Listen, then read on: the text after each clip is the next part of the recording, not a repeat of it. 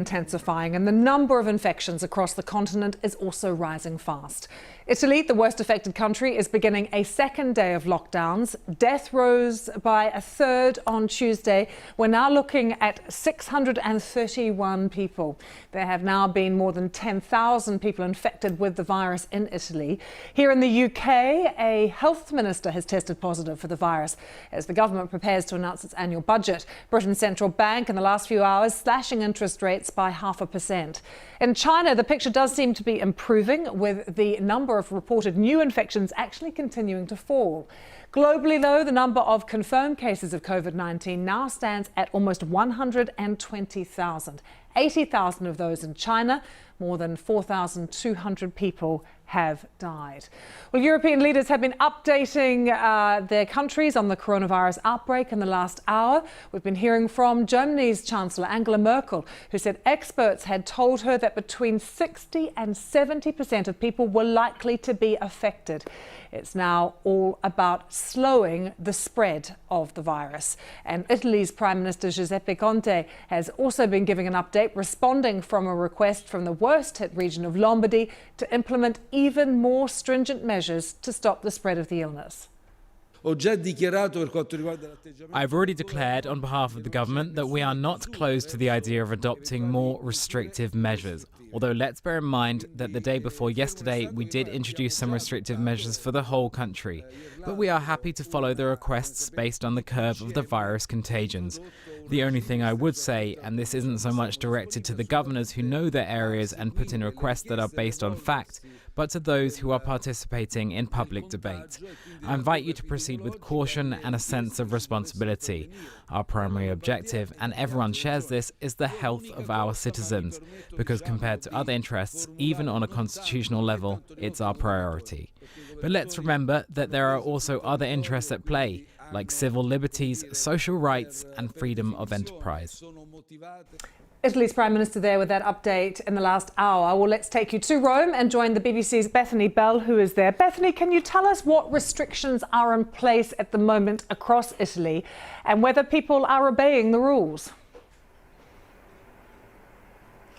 Well, under this decree, people can't move from one town to another unless they have essential work reasons, unless they have health problems, or there's a family emergency that they need to go and rejoin their family, or they need to be able to get home. And if you do wish to travel from city to city, you have to fill out a special form justifying your reasons for doing so. And if you lie about that, you could face criminal sanctions for that. Elsewhere, shops are allowed to be open, but people have to maintain a meter's distance from one another. Cafes and restaurants are open from 6 a.m. to 6 p.m. But things are shutting down. A lot of people are cancelling events. Big public events have been cancelled. Just close to where I am now, St. Peter's Square in the Vatican has been closed to groups and tourists, and really a sense here of life very, very strange. About as to whether people are obeying these things, very hard to tell at the moment, and quite an individual thing. And we haven't seen that much evidence of how the authorities are enforcing this at the moment. Bethany, we've just been hearing from Italy's Prime Minister, who said there could be even stricter rules brought in for Lombardy, which is the worst affected region in Italy. How is the health system in Lombardy coping, given the amount of new infections and new patients they're having to deal with every day? It's under immense strain. Italy has a very well-developed health system, particularly in northern regions like Lombardy.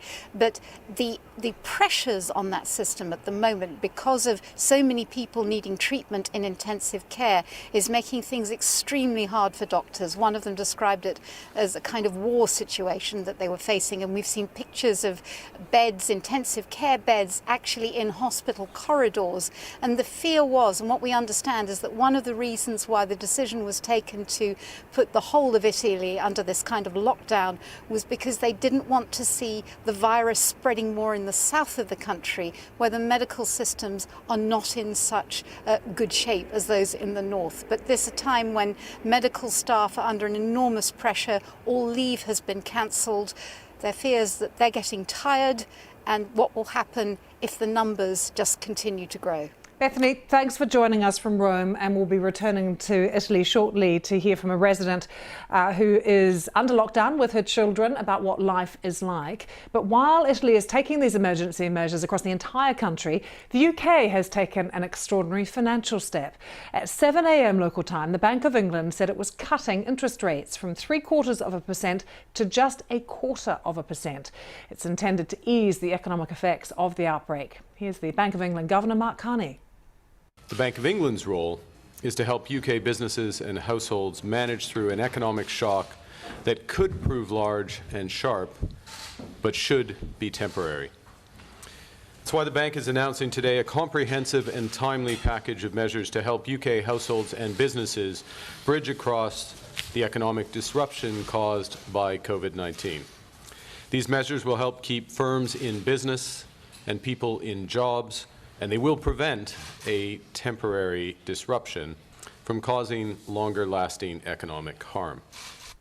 Mark Carney there. Also here in Britain, a health minister has tested positive for coronavirus. Officials are trying to trace everyone who had contact with her. The minister, Nadine Dorries, first showed symptoms on Thursday, and that's the same day she attended a Downing Street reception hosted by the Prime Minister Boris Johnson. She says she is remaining at home as advised. She's also said she's most concerned about her elderly mother. The UK doesn't yet have any restrictions on public gatherings, but a Premier League football fixture has fallen victim to the virus. Manchester City's game against Arsenal, due to be played on Wednesday evening, has been postponed. And that's because it's emerged that several Arsenal players were in contact with the owner of the Greek side Olympiacos after their Europa League match. Evangelos Marinikinis tested positive for the virus, although at this stage the English Premier League says the postponement is simply a precautionary measure. Well, the Governor of New York State, Andrew Cuomo, says he will send troops to enforce a containment zone to the north of New York City.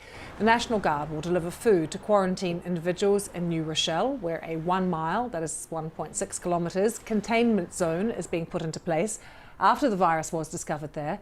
It comes as passengers left the Grand Princess cruise ship, which was finally allowed to dock in Oakland after a COVID-19 outbreak on board. Vice President Mike Pence has said new measures are being put into place to deal with the infections on board cruise ships coming to America.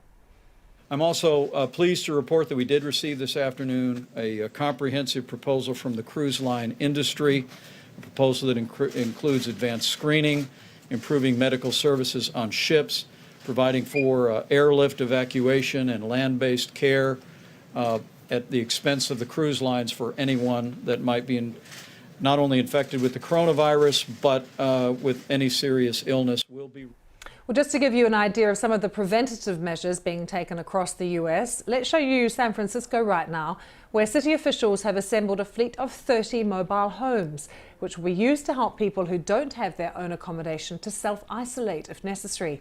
Currently, there are 14 cases in San Francisco. This initiative costing